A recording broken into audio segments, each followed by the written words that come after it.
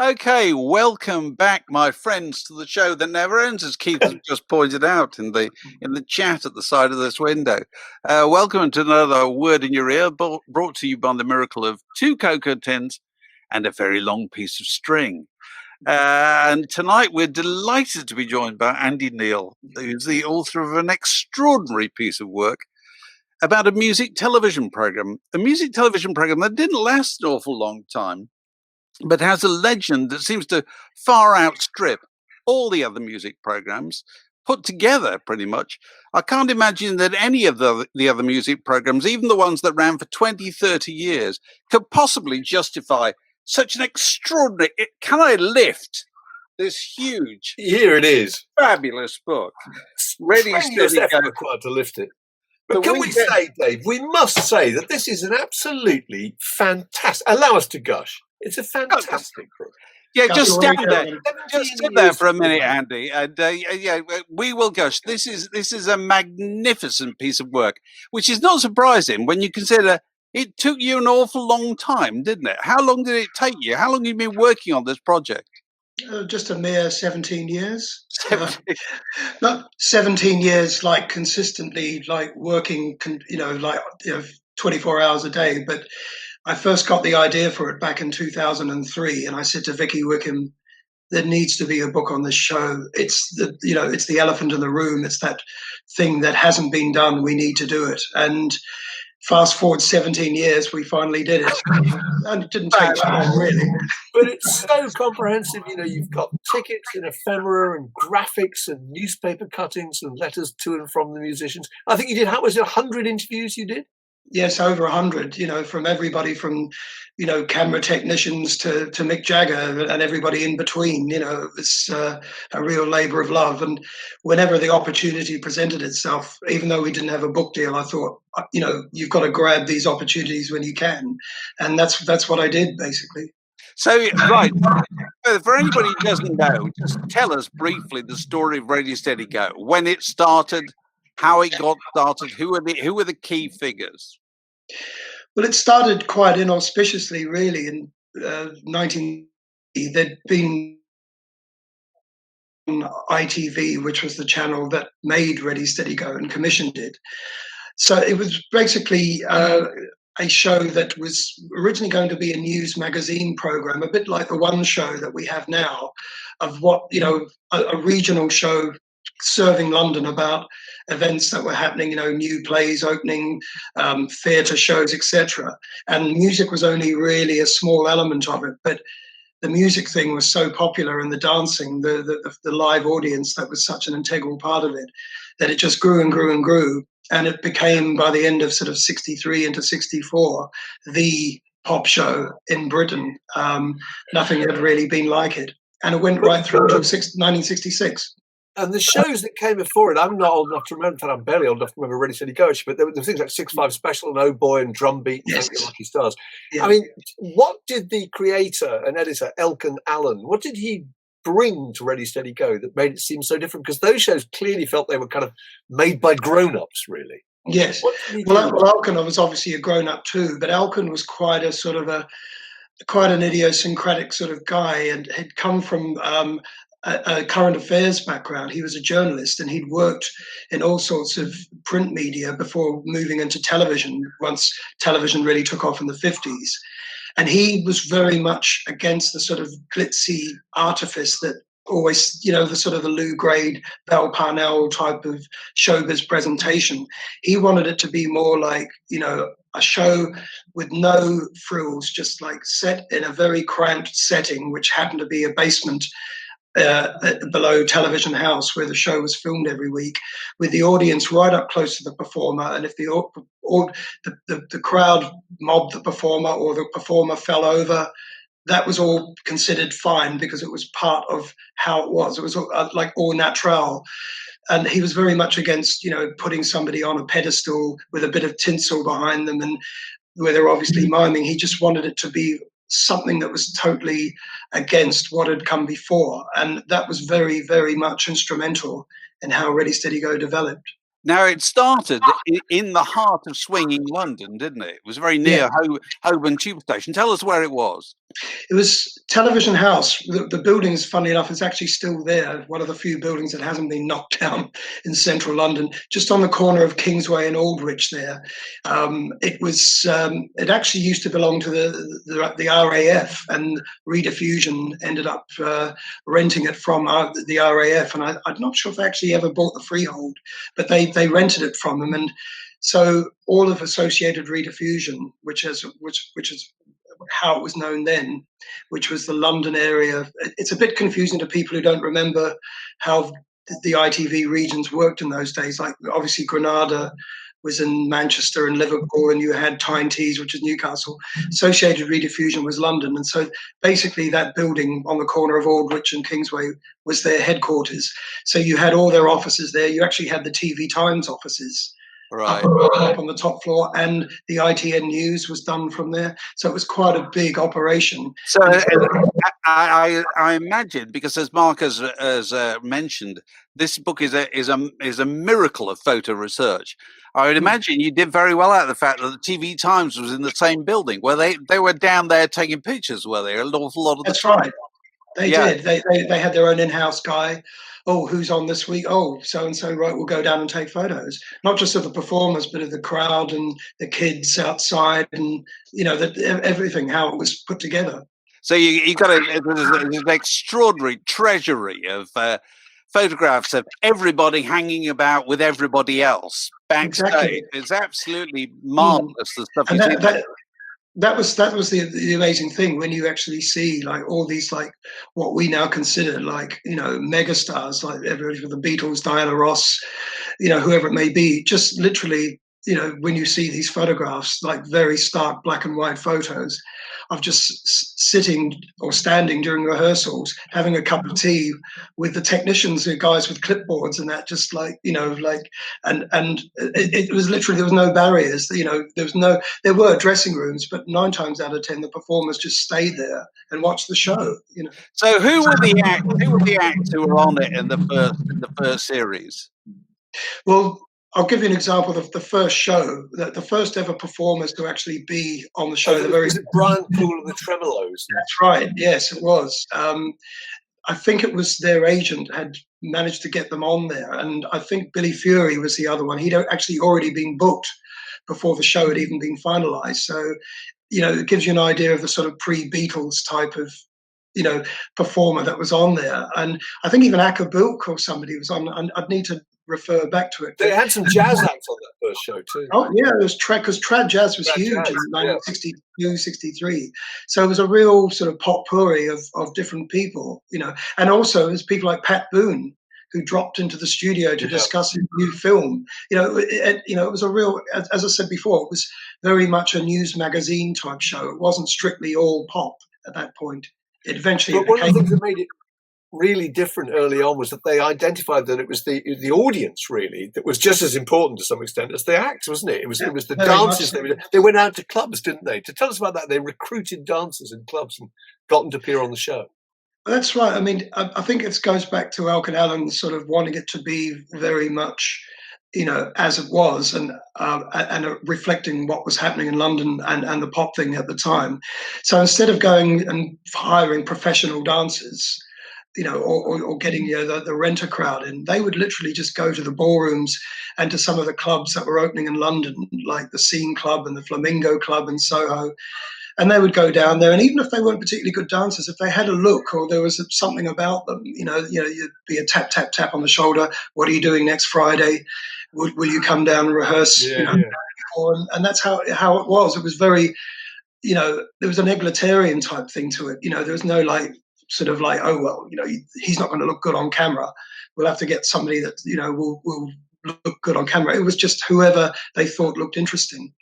But it is remarkable how many of the people who became famous on the program, via the program, had no previous experience whatsoever, did they? I mean, they just kind of blundered into it, didn't they? Oh, very much so. And again, credit must go to Alkin Allen again for just like, you imagine what television's like now. I mean, things have loosened up a bit, but in those days, Associated Rediffusion was run by guys who served in the Royal Navy. Yes. So to actually let the lunatics take over the asylum was actually quite a brave, well, I think they just basically said to Alkin Allen, you get on with it. We don't want to know. And, you're only answerable to us if something seriously goes wrong. So Alkin Allen, by rights would have said, okay, we need a safe pair of hands here. We need to get people with experience. And he hired his secretary. When he was dictating the memo for the first program, he said to his secretary, Vicky Wickham, take a note. And she started noting down all these things. She put down her pen and pad and said, Alkin, I must work on the show. And her previous musical knowledge was like South Pacific and the musicals that her parents played. And she had no knowledge of pop music, rock and roll. But she was incredibly connected, wasn't she? I mean, she was big friends with Dusty and Madeleine Bell and a big soul fan. She was the one who's responsible largely for doing all the black soul music. True, but that came later. I mean, she literally, by her own admission, had absolutely no idea of how she was going to go about this, how to compile a chart, how to book the acts. It literally was like learning on the hop. The same thing with, some of the other people that came in later, like, for example, Michael Lindsay Hogg, the director. He'd only done one play for Irish television. He just, in the days when you could lie, you didn't have to sort of show a detailed CV. He just walked into Rediffusion, said, I've done this, this, this, and this, and said, okay, you start on Friday, and he literally was just, winging it, really. So the person who's on the cover of the book is obviously Cathy McGowan. How did Cathy McGowan end up on the program as the presenter, as the main face? Well, the show had been going for, I think, roughly 2 months, and it was getting good ratings, but it was very much the presenter of the show was a Radio Luxembourg DJ who also worked for the BBC, Keith Fordyce. Now, it doesn't sound ancient now, but in 1963, like, Keith Fordyce was 34, which was considered over the hill. He seemed old, I remember. Yeah, go on. He looked old. He did. And so, for a show that was sort of like trying to appeal to a teenage audience, it was almost like sort of like having the older benefactor at the kids' party, making sure that nobody was getting out of hand. It didn't quite have the effect that Alkin Allen was looking for. So he decided that, okay, we're going to hold auditions to find a young teenage male and also a young teenage female who was sort of like, a typical teenage mod or teenager that can sort of, the kids can readily identify with. So they put adverts in the Melody Maker and Stage and a few other magazines that, entertainment business magazines to hold auditions for the people that they were looking for. And literally hundreds of people, I've got the figure in the book, but I think there's something like 500 kids just descended on Kingsway, and eventually they whittled them down to 10 people. And among those people that auditioned, incidentally, was Annie Nightingale. Yes. Who eventually went to work for Associated Rediffusion. And Cathy was one of the last few remaining ones. And apparently, she was pretty bad on her camera test by all accounts.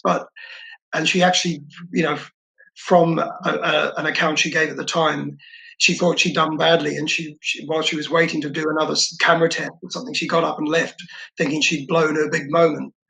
And Alkin Allen said, sit down, love, it's not over yet, type of thing. And, lots of people sort of, no, she'll never work. But again, Alkin Allen said, no, I think she'll need a lot of work, but she's got what it takes. And, So what was it that she had, you think, that worked so well? Why did she connect so powerfully with people? I think because she wasn't one of these professionals playing at being a teenager. She was a gawky, shy, the sort of person that was like a particularly hip member of the audience who just happened to be on stage. Not even really hip, just somebody that was like a typical fan who would gush and go weak at the knees interviewing Paul McCartney or Dave Clark, or she always wanted Cliff Richard, who was her favourite, to be on the show. And he never I never knew that. I don't know if I'm misquoting this, but I was looking at it last night. Doesn't she do an interview with Mick Jagger where she actually passes on to people? People want to know how often you take a bath. Yeah, how often you wash your hair. That was pretty much the litmus test for interviews. Yeah. It wasn't like, how did you get that guitar sound? No, absolutely. No, it was like, how often do you have a bath? Yeah. That's what people And want to know. Mick, God bless him, just He humoured answered. her. He answers it's very straight. Yeah, it's very strange. Yeah. Tell us about the part it played in swinging London. Because the tagline was "The weekend starts here," and I was watching it up in Wakefield, and there wasn't much of a weekend happening in Wakefield, but but it was the centre of swinging London, isn't it? It's where everybody came together on Friday night because it was in the West End. Is that right? That's right. I mean, geographically, it was perfectly positioned for all of that. I mean, even artists who weren't on the show that week would just drop in at 5:45, go up to the green room, get a drink because it was a free bar, which was another incentive to go there. Right. And literally all the sort of the epicenter of swinging London would go up there. So there'd be everybody. David Hockney, wasn't it? Peter Blake, Michael Caine, Kenneth Tynan from The Observer, all sorts of people would literally rub shoulders with the Don Ardens and the Mickey Mosts and the Kit Lamberts and the Brian Epsteins, because it was where you would sort of like catch up on all the gossip and when's your record coming out, what have you. And then once the show had gone off the air, they'd come up for a bit, have a few more drinks afterwards, and then they'd all go off to some swank. There'd be a party in Alma Colgan's flat. That's right. Or go to the Ad Lib Club in Leicester Square, Leicester Place. So it literally was the place where literally the weekend would start, So when did it move? It moved to Wembley, didn't it? At what point did it move? Well, the show had been going for like 2 years, roughly, by that point, and it was starting to get a little bit into a rut, and Alkan Allen could see that it needed something to sort of reboot it, because he was very much going back to how he wanted everything to be very much unadorned and warts and all. He didn't like miming. He really didn't like, like, for example, Sandy Shaw walking around that little studio in Kingsway with her record that had like, a 20-piece orchestra and backing singers and, where it's just her miming like a goldfish to a record. He wanted an actual live performance, and he wanted it to be like a review, like a stage review. So like, Kathy would introduce the act, they would plug in, they would play, and then you'd swing the camera over to the other side of the studio, and there would be PJ Proby with an orchestra, with a backing singer, with a backing group. So, of course, with a small basement studio in Kingsway, there's no way they could do it there. So he basically went to the powers that be at Rediffusion and said, I've got this idea. Let's move to a bigger studio. Let's do it all live. Let's get sound technicians in. And they went with it. And so they moved out of the centre of London, which to many people actually sort of killed the vibe, really, because it was like a club. And now you're moving up to a much bigger studio. Yeah. And of course, in some ways, it was interesting because now it was like this brave new world of television where it was literally going to be like a live performance.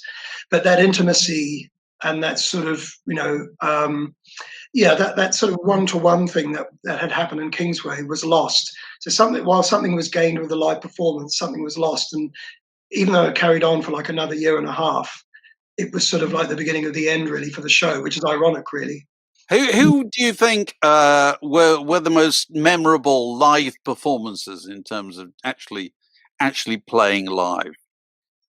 Well, I think Vicky would always talk to Michael. She'd say, "Okay, these guys are very good live. I've seen them at the Marquee. I've seen them at, wherever it may be, at the Flamingo." So there was always the acts that you would expect. People like Georgie Fame and the Blue Flames, Manfred Mann, guys who'd sort of come from sort of jazz R&B background who were good musicians. But also she liked the ones where the people that were good live acts, the Stones being an obvious example, and of course the Who. I mean, there's a great story in there where the Who would do a sound check and send the technicians running out with their hands over their ears because they didn't know how to literally cope with like 4x12 Marshall 8x12. Sure.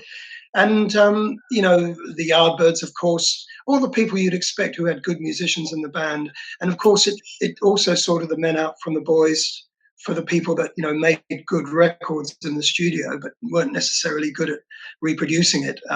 In fact, in the Raver column, in the Melody Maker, there are a lot of snide asides, what will Dave Clark do now that Ready Steady Go is completely live? Nudge, nudge, wink, wink. Because basically, a lot of these records were done with session people, and so now you're going to have to try and reproduce them with just your band, live on a television show. Are you up for it? And a lot of them weren't. There were some real disasters on the show. What about those times when there are quite a few occasions when the big American kind of soul acts came over, yes, and kind of took it over, pretty much, didn't they? Tell us about that. Well, that again, the first example of that was the Tamla Motown special, which was filmed in the Ready Steady Go studio. It wasn't strictly part of Ready Steady Go, but it was the same production team, and that was pretty much a dry run to see, And again, it was Vicky going to Alcan Allen with the idea of saying, "Listen, promoters bringing the Tamla Motown package over. Why don't we do a show or a television special around it? Where we just devoted all to these acts that pretty much were, apart from the Supremes and Mary Wells, Tamla Motown, they had none of the acts had a big hit, apart from those ones I've just mentioned. Nobody really knew Smokey Robinson and the Miracles. Songs like, You Really Got a Hold on Me, more people knew them from the Beatles. Yeah. They didn't really know the originals, and same with, the Four Tops and Stevie Wonder, like Fingertips, which was a big record in the clubs, wasn't a hit. So again, fair play to Alcan Allen. He said to Vicky, "Okay, you can do it, but we'll need a star name to present it." And Vicky said, "No problem, I'll get Dusty, because Dusty has played with these guys; they're her friends. It won't be a problem." And it wasn't. And that special, The Sound of Motown, I think was absolutely instrumental in really furthering the cause of Motown and Black American music in Britain. So once that had been a success and it had got people's interest going, then they could say, "Okay, right, well, let's do a show around James Brown." Now, the James Brown one was really... And there was a big reaction to that, wasn't there? A lot of people a lot of the audiences couldn't deal with it. That was just almost a step too far. I mean, because again, nobody had really heard of James Brown. I mean, he was a big name in the clubs and all the mods loved him, and Ready Steady Go played his records as incidental music on the show. But to devote a half an hour to his stage show with and what a stage show with the just the infamous "Please Please Me," where he collapses and there's one of the famous flames comes out and drapes so if you can imagine mum and dad watching with their children at 6 o'clock. Yeah, it's quite early in the evening. It was.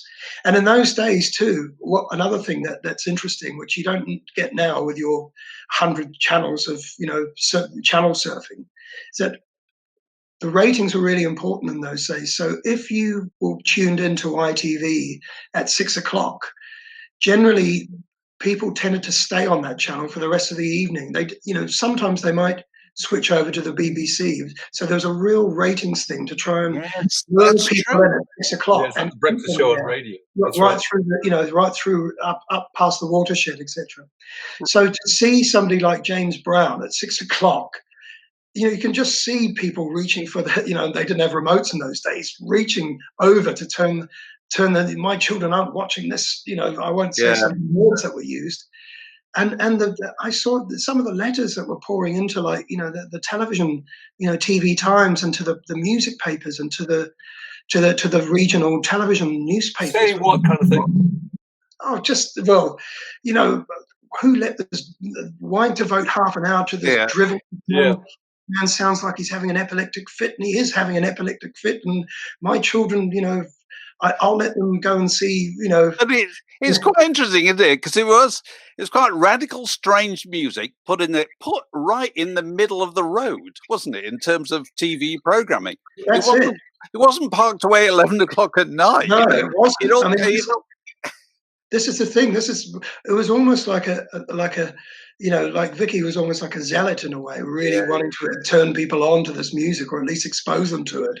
But also, you forget this is family viewing, isn't it? Because all households only had one TV, one television. this is a program aimed at teenagers, but if they're going to watch it, the whole family's going to watch it. And you can see kids saying to them, "Oh, please, can we watch Ready Steady Go?" Okay, and pretty much how I've described it, pretty much fed into how Top of the Pops really became the ratings winner and sort of won the battle, because something like James Brown and Ready Steady Go at 6 o'clock on a Friday tea time was too avant-garde for a lot of people, and Top of the Pops was much more safe in that respect, where your mum, dad, granddad, everybody could sit around and watch, a popular show where you had everything from, this week the Who move in with My Generation, and now we've got Ken Dodd with Tears, or the Seekers with The Carnival Is Over.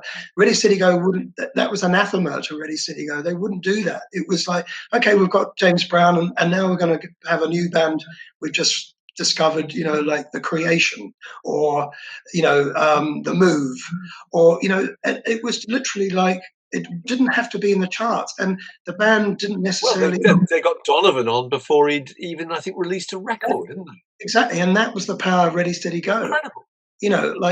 The guy who at the time was the program editor had seen Brian Jones of the Rolling Stones, had said to him, like, come and see this young folk singer who's just cutting demos in Denmark Street.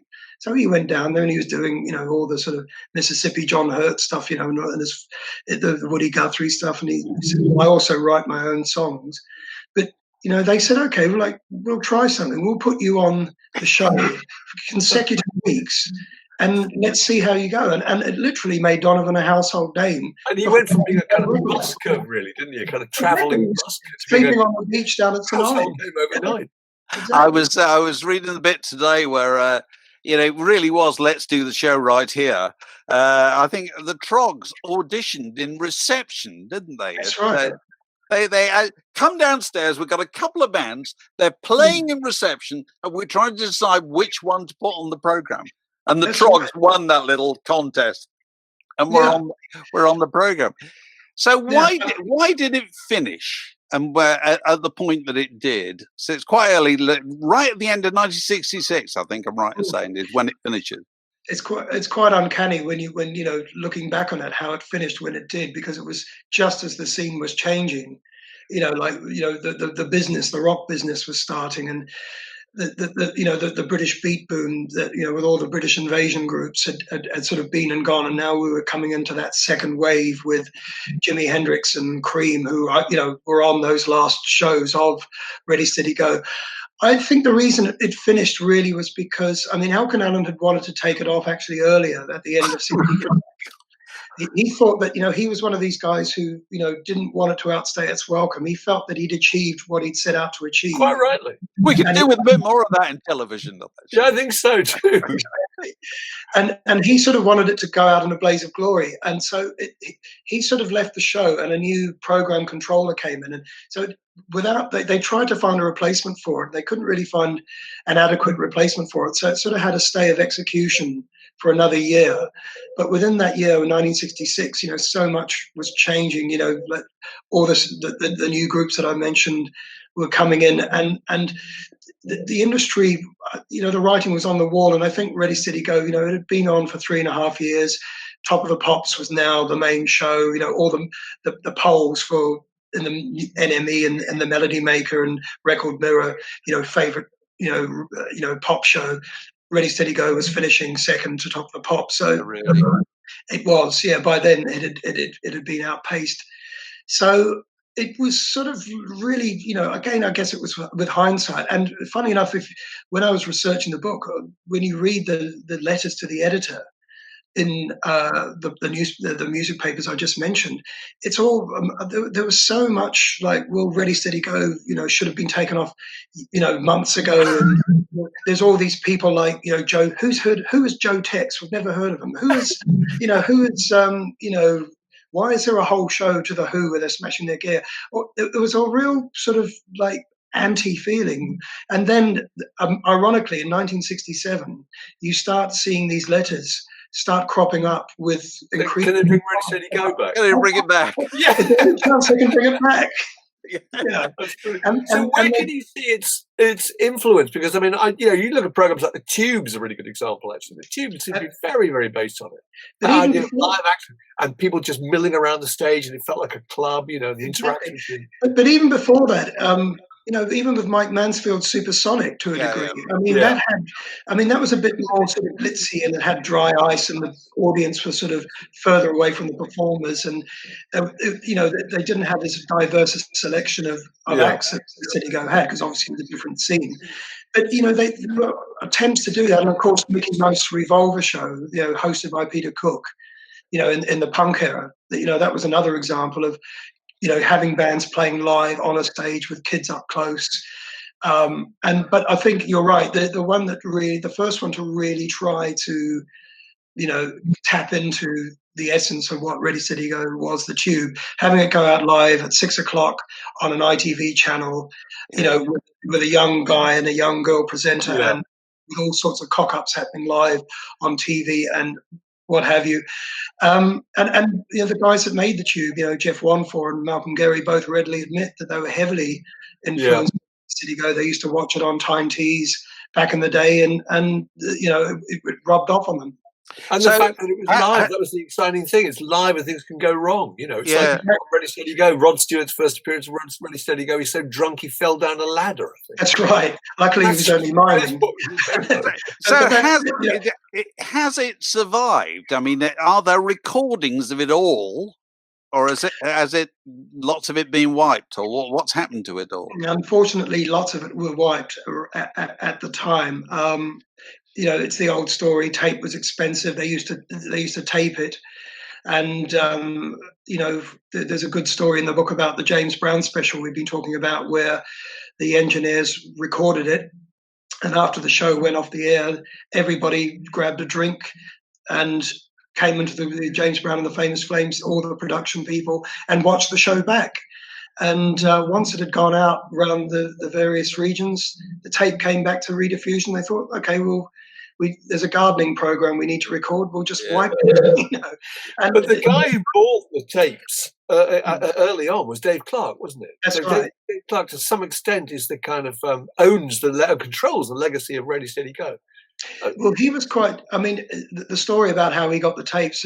How long have we got? But in a nutshell, some shows were kept because they thought that, for example, the ones that the Beatles starred in, and there was one that had featured the Rolling Stones. Rediffusion had there was a company called Global Television that represented Associated Rediffusion's overseas interests, and they thought that they could perhaps sell the show overseas. So some of those shows escaped the purge because they thought that they could perhaps do something with them or enter them into television festivals, etc. So those ones were kept. When this company, Global Television, who were storing basically all of what was left of Associated Rediffusion Holdings, when they went out of business, they had all these tapes. Basically, Global Television sold these tapes to Dave Clark, and Dave Clark sat on them for something like 10 years throughout the 70s. You saw the odd clip here and there. He was sort of, teasing, there'd be the odd teaser here and there. And then eventually he put them out in the 80s. But the problem is that there's only 9 shows out of 173, which is just sad. It's so sad when you see that's the small percentage that survived. They do survive complete, and I just wish that he or BMG or whoever control the usage of the program now would let us see the shows as they were, as nature intended. Because, Dave Clark, from a business point of view, he thought, okay, compilations are the way to go, and he sort of dissected them. And, they at least, you're seeing some of the performances on there, but I just love to see them as they were, so you get an idea of like how it went. It was so ramshackle, like cameras in vision, cameras mowing down some of the dancers who weren't quick enough to get out of the way. Some of the performers had to mime on a small trolley, and when the song starts, these kids start to yank the trolley away. These performers end up on the floor, almost. It's live on television. Well, it'd be lovely to see the whole thing. It'd be lovely to see it with the adverts actually as well, because that would very much remind you of the time. But until that day, if you want to know what you could be seeing, because at the back of this fantastic book, you've got a log of absolutely all of the every single program, everybody who appeared. But honestly, Mark and I just going to briefly gush just about the sheer quality of the job that you and no doubt some other people have done on this book, because you very often see books that are fabulous, full of pictures. Now, and I just find they're very nice, but I get bored with them after I've gone through them once. This is not the case with this book at all, because it's just stacked full of remarkable pictures, which are properly scaled so you can see who's in the damn picture, which is the mistake that people so often make. And as we were saying before we came on air, there's an informative caption on every single picture. It's incredible. And the detail, the letters written to the musicians, and everything. It's just incredible. Honestly, if you want to get the nearest thing to an idea of what it must have been like to be in the centre of the swinging 60s, it really is in that book. It's absolutely extraordinary. We couldn't recommend it more highly. You find somebody to buy this for you for Christmas, and suggest that if you when you finish reading it, you use it as a weightlifting. if you get a leg in each corner, that's right. It's not just a coffee table book; it's a coffee table itself. It really is, honestly, and it's terrific. It's really terrific piece of work. We were knocked out with it. We really were, and you can now see why it took 17 years, can't you? I can. It's lovingly well done. Spent. It really is remarkable. So, really nice. Thanks very much for talking to us about it. And thank you, David, and thank you, Mark. It's been a pleasure, and I hope it's a book that people will just keep going back to years and years from now, because, as I said, Ready Steady Go, it was only one show like it, and it hadn't been documented, and it needed to be documented, and it was a labour of love, and it demanded nothing less, and there it is for future generations. It's terrific. Every home should have one. Absolutely. Thanks, guys.